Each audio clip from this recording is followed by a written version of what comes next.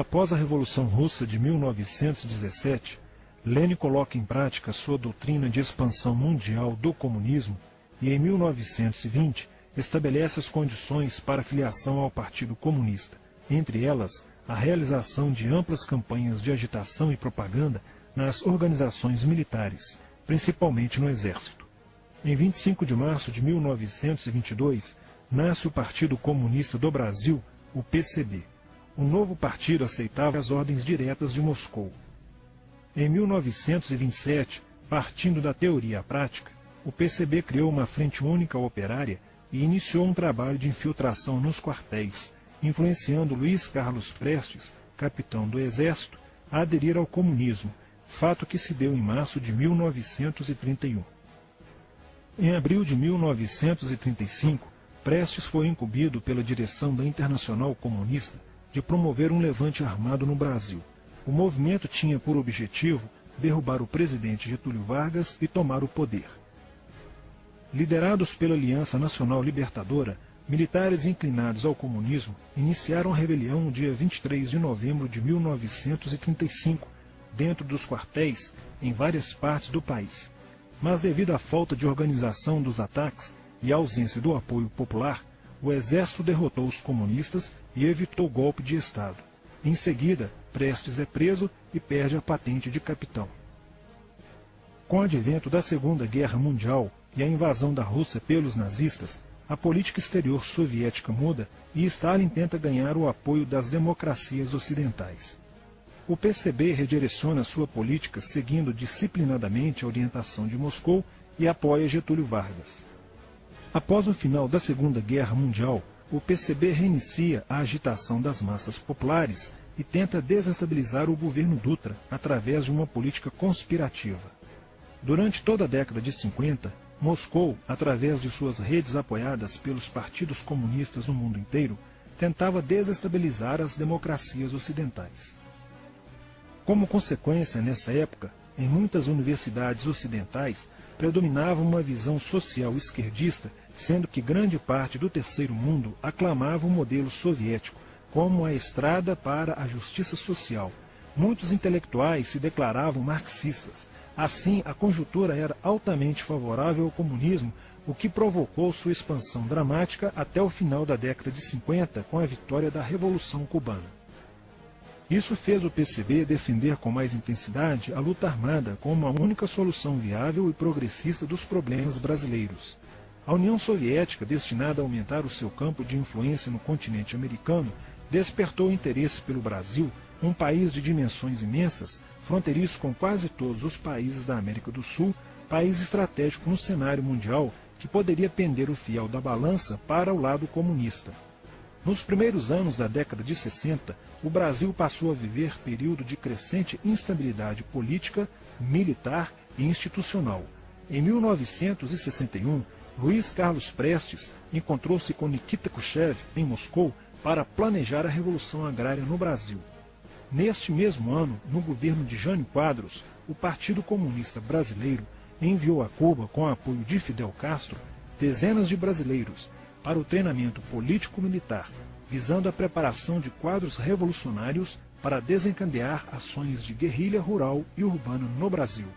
Os chineses também colaboraram para a tentativa de implantação do comunismo no Brasil, recebendo na Academia Militar de Pequim, em 1962, um primeiro contingente de brasileiros, visando a formação de quadros guerrilheiros para o movimento que viria a ser implantado na região do Araguaia. No Nordeste do Brasil, Francisco Julião organizava as ligas camponesas, com militantes treinados em Cuba. O apoio cubano concretizou-se no fornecimento de armas e dinheiro, além da compra de fazendas em Goiás, Acre, Bahia e Pernambuco, para funcionar como campos de treinamento. No dia 4 de dezembro de 1962, o jornal O Estado de São Paulo noticiou a descoberta e o desbaratamento de um campo de treinamento de guerrilha no estado de Goiás, em uma das 3 fazendas pertencentes às ligas camponesas. Enquanto isso, Goulart governava o país de uma forma pendular. Ora pendia para o lado dos comunistas, ora para o lado dos conservadores. Em setembro de 1963, tudo indicava que o país caminhava para uma revolução de esquerda, principalmente com João Goulart apoiando a sindicalização de sargentos, promovendo a quebra da hierarquia e da disciplina nas Forças Armadas. Em 4 de outubro de 1963, Goulart solicita o estado de sítio ao Congresso Nacional, pelo prazo de 30 dias. A manobra foi repelida pelo Congresso e João Goulart passou a conduzir ações no sentido de implementar o projeto golpista que desaguaria em um regime totalitário de esquerda. Insuflado e orientado por seu cunhado Leonel Brizola, pregava a necessidade de reformas de base e a implantação de uma república sindicalista. Controlando o aparelho sindical, o governo promovia o grevismo, a anarquia e o caos. O país passou a viver dias de intranquilidade, estagnação econômica e inflação descontrolada. Em meio à crescente radicalização do ambiente político, Leonel Brizola era a liderança que unificou as esquerdas na frente de mobilização popular, criando o grupo dos 11 companheiros para tomar o poder pela luta armada. Segundo Brizola, o grupo dos 11 seria a vanguarda avançada do movimento revolucionário, a exemplo da Guarda Vermelha da Revolução Socialista de 1917 na União Soviética. Alheio às críticas que lhe endereçavam militares e oposição civil, João Goulart e o PCB mantinham entendimentos constantes. No dia 13 de março de 1964, um comício realizado na Praça Central do Brasil, no Rio de Janeiro, ficou conhecido como a Comissão das Reformas. Mais de 100 mil pessoas participaram, pedindo a legalização do PCB e a entrega de armas ao povo para a luta armada. No palanque estavam João Goulart, Miguel Arraes e Leonel Brizola. No dia 19 de março aconteceu a primeira Marcha da Família com Deus pela Liberdade, que reuniu 800 mil pessoas em oposição ao comício do dia 13, em demonstração do descontentamento de grande parte da população com os rumos que tomava a situação nacional, principalmente devido à impressionante demonstração de força, o tom radical dos discursos de Arraes e Brizola e a profusão de cartazes com a foice e o martelo. Em 20 de março, apoiados por Brizola e pela CGT, a Associação dos Marinheiros e Fuzileiros Navais do Brasil reuniu-se declarando um motim, dando origem a vários outros movimentos rebeldes no interior das Forças Armadas. Realizou-se em Niterói, na sede do Sindicato dos Operários Navais, um congresso continental de solidariedade a Cuba, com a participação de delegações latino-americanas. Luiz Carlos Prestes manifestou o desejo de que o Brasil fosse a primeira nação da América do Sul a seguir o exemplo de Cuba, se tornando uma nação comunista. Na véspera de 30 de março de 1964, João Goulart, ignorando o pedido de assessores e do seu líder na Câmara, Tancredo Neves, compareceu à sede do Automóvel Clube para uma homenagem da Associação dos Sargentos da Polícia Militar. No seu discurso, Goulart defendeu a mudança na Constituição para que pudesse concorrer às eleições presidenciais de 1965, desagradando a Carlos Lacerda, Magalhães Pinto e Juscelino Kubitschek, pré-candidatos à presidência da República. O golpe da esquerda já estava preparado para 1º de maio de 1964, caso o Congresso Nacional não aprovasse as mudanças. A imprensa brasileira, bem como importantes setores da Igreja Católica, do meio empresarial e a maior parte do Congresso Nacional, exigiam ações das Forças Armadas para conterem os comunistas no Brasil. Ao final de março, jornais como o Globo, Jornal do Brasil, Correio da Manhã e Diário de Notícias pregaram abertamente a deposição do presidente João Goulart. Nos bastidores dos acontecimentos, os serviços secretos dos Estados Unidos e da União Soviética trabalhavam intensamente, tentando cada um fazer a balança pender para o seu lado, não medindo esforços para levarem o Brasil a uma guerra civil. O general Olímpio Mourão Filho resolveu partir com suas tropas sediadas no estado de Minas Gerais para o Rio de Janeiro. O general Castelo Branco, ao saber disso, telefonou para Magalhães Pinto, governador de Minas Gerais, com o intuito de segurar o levante. O governador mineiro argumentou que, uma vez iniciada a revolução, seria um erro parar, pois alertaria as forças fiéis a Goulart, podendo agravar a situação. A falta de reação do governo Goulart e dos grupos que lhe davam apoio foi notável. Não se conseguiu articular uma reação armada por parte da esquerda. Também fracassou uma greve geral proposta pelo Comando Geral dos Trabalhadores, em apoio ao governo. João Goulart, em busca de segurança, viajou no dia 1º de abril do Rio de Janeiro, onde se encontrava no momento da Revolução, para Brasília, e em seguida para Porto Alegre, onde Leonel Brizola tentava organizar a resistência. Mas João Goulart desistiu de um confronto militar com os revolucionários e seguiu para o exílio no Uruguai. No dia 2 de abril, o presidente da Câmara dos Deputados, Ranieri Mazzilli, assume provisoriamente a presidência da República e mais de 1 milhão de pessoas lotaram as ruas e praças do país para comemorar a vitória. No dia 11 de abril de 1964, o Congresso Nacional se reuniu para eleger um novo presidente da República. O general Castelo Branco, aclamado por grande parte da sociedade brasileira, apoiado pela imprensa e por importantes setores da Igreja Católica, além de contar com a aprovação de grandes líderes políticos, entre eles Juscelino Kubitschek, precisava de 238 votos para ser eleito em primeiro turno, e acabou recebendo 361 votos. No dia 15 de abril, Castelo Branco assume a presidência da República, consolida a vitória sobre o movimento comunista e renova as esperanças do povo brasileiro de ter um país com dias melhores. Porém, a esquerda derrotada colocaria em cena, nos anos posteriores, Carlos Marighella, ideológico comunista e defensor da luta armada, que submeteria o povo brasileiro às ações mais obscuras da guerrilha, o terrorismo.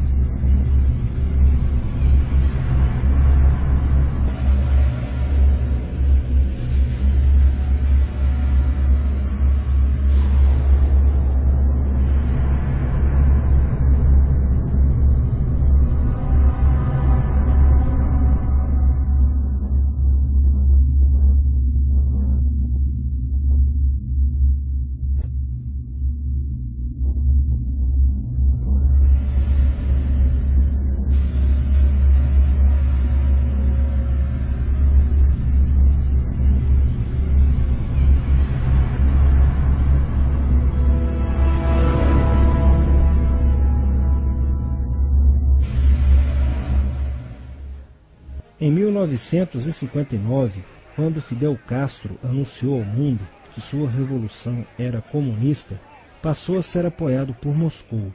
Com isso, a União Soviética iniciou uma campanha para dominar com a ideologia marxista a América Latina, onde os partidos comunistas formariam grupos de guerrilha armada com dinheiro soviético, repassado por Cuba.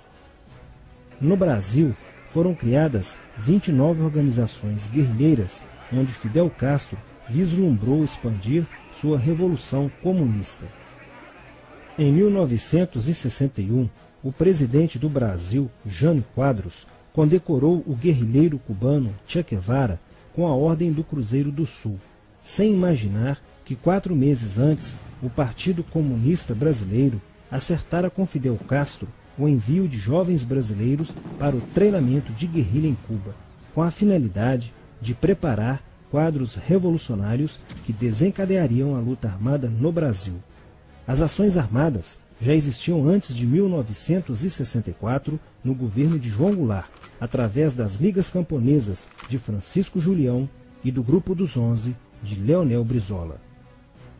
Com a chegada ao poder, em 1964, do presidente Castelo Branco, centenas de comunistas e políticos de esquerda refugiaram-se no Uruguai, onde formariam a Frente Popular de Libertação, que a partir de 1965 empreenderia atos de sabotagem urbana e focos de guerrilha rural no Brasil, principalmente na Serra do Caparaó, cujos guerrilheiros, apoiados por Leonel Brizola, foram combatidos e vencidos por tropas da Polícia Militar de Minas Gerais.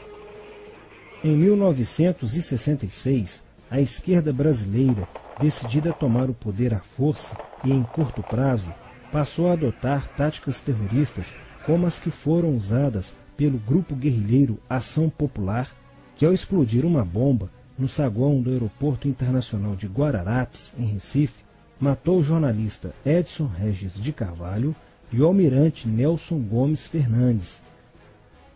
A influência da Revolução Cubana passou a servir de modelo para muitos revolucionários como Carlos Marighella, do PCB, que em 1967 viajou a Cuba e participou de um evento sobre a propagação da luta armada no território brasileiro. De volta ao Brasil, em setembro de 1967, Marighella criou a Ação Libertadora Nacional, ALN, e começou a recrutar jovens brasileiros entre os estudantes que, depois de preparados ideologicamente, foram enviados a Cuba.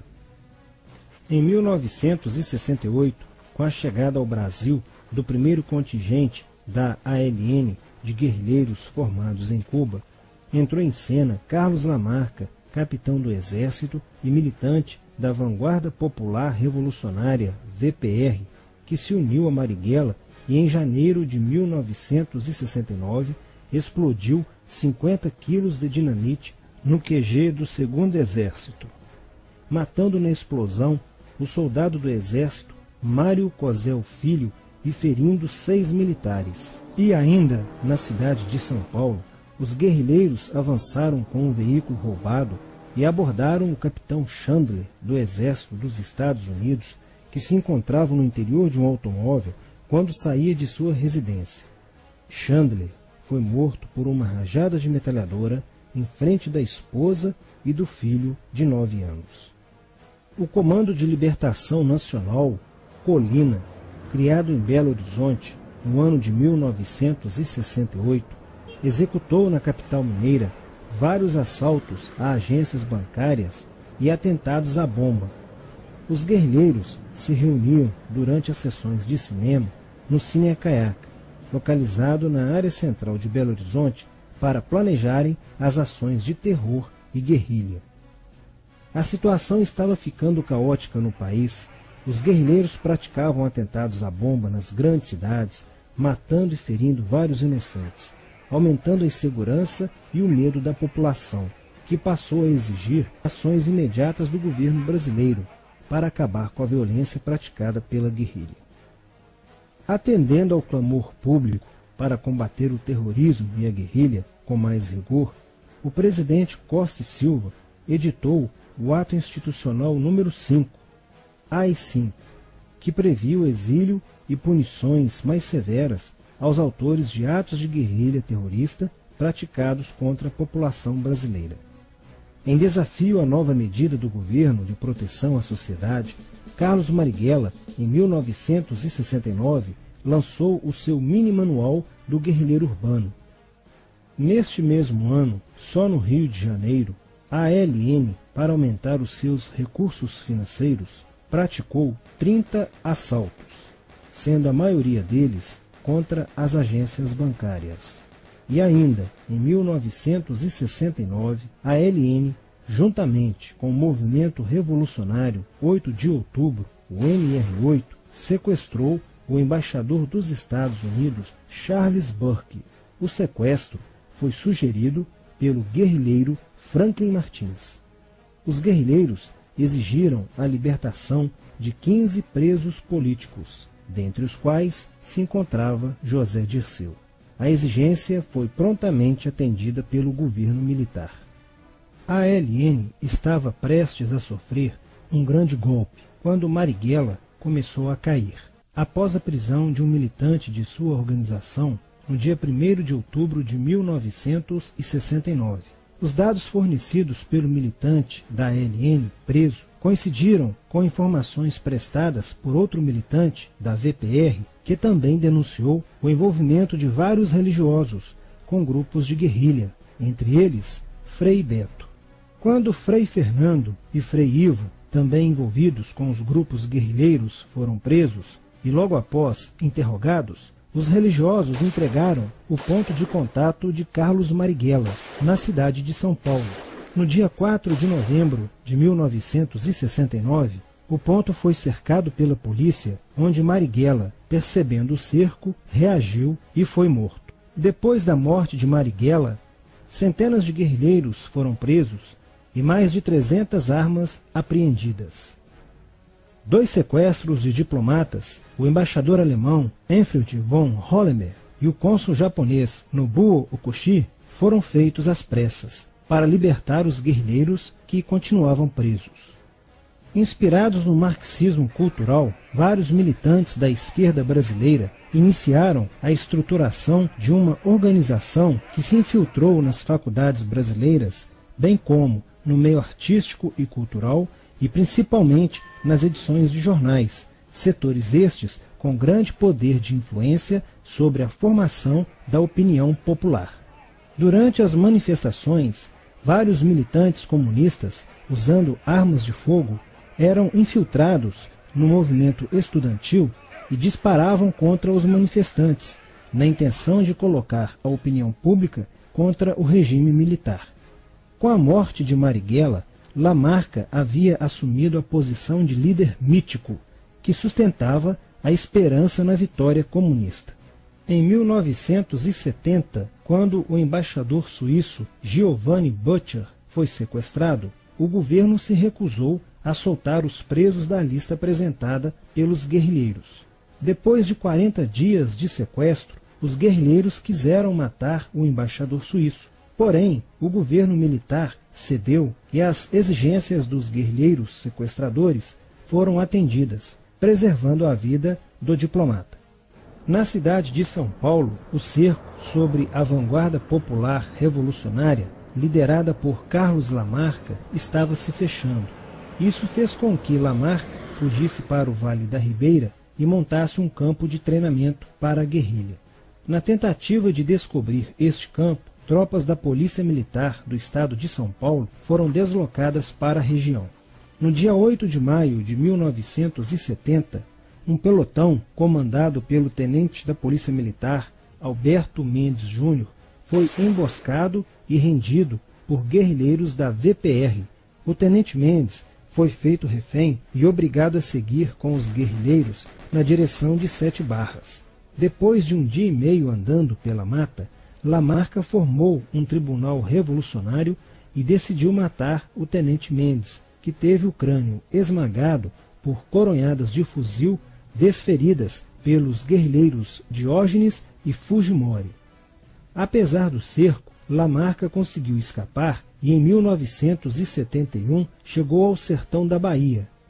Depoimentos de guerrilheiros presos em Salvador levaram o exército ao esconderijo de Lamarca, que, estando armado de metralhadora, reagiu à prisão e foi morto. Após a morte de Lamarca, o número de militantes presos era bem maior que o número de guerrilheiros em ação no Brasil.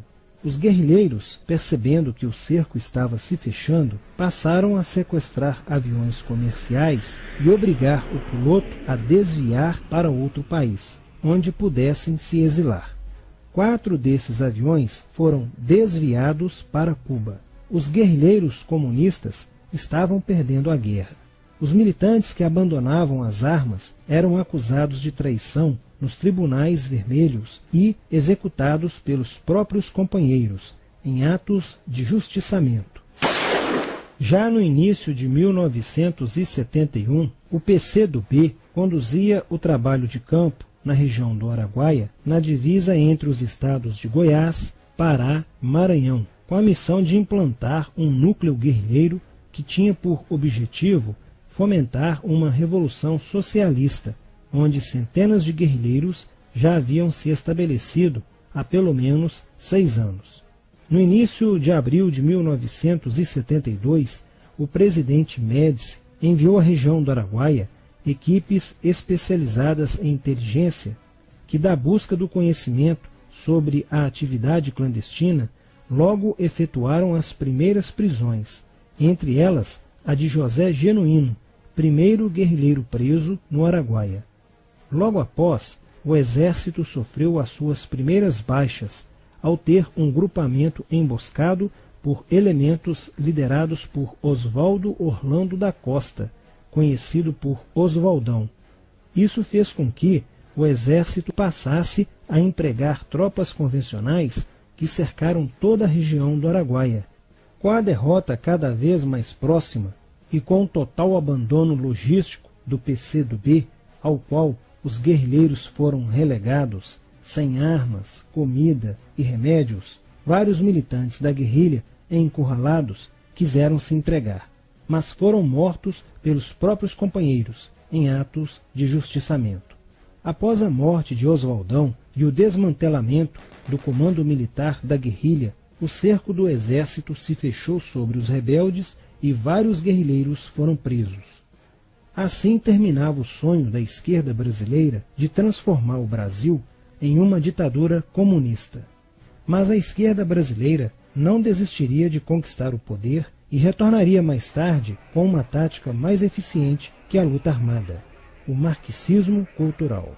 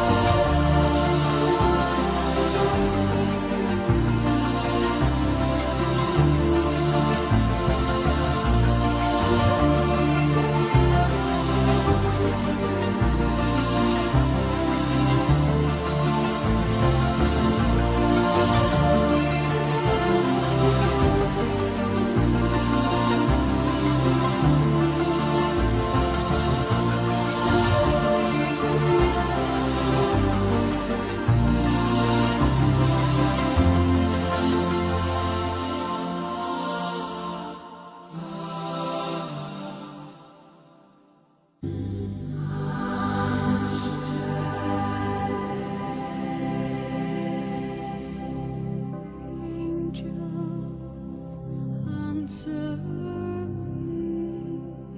Are you near if rain should fall? Am I to believe you will rise to calm this storm? For so great a treasure words will never do.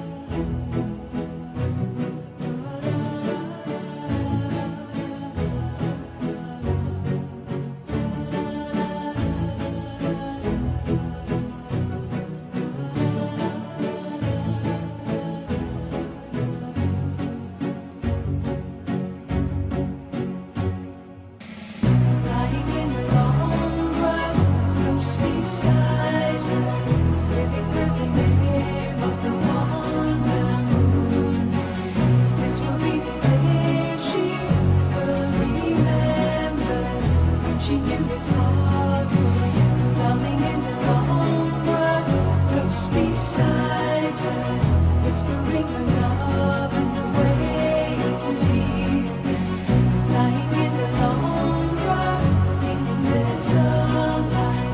They believe it's true now, and from all around them, Laura a secret, telling them of love and the way it breathes me. Looking up in my eyes, oh, Mama, right now, they can see the sky is blue.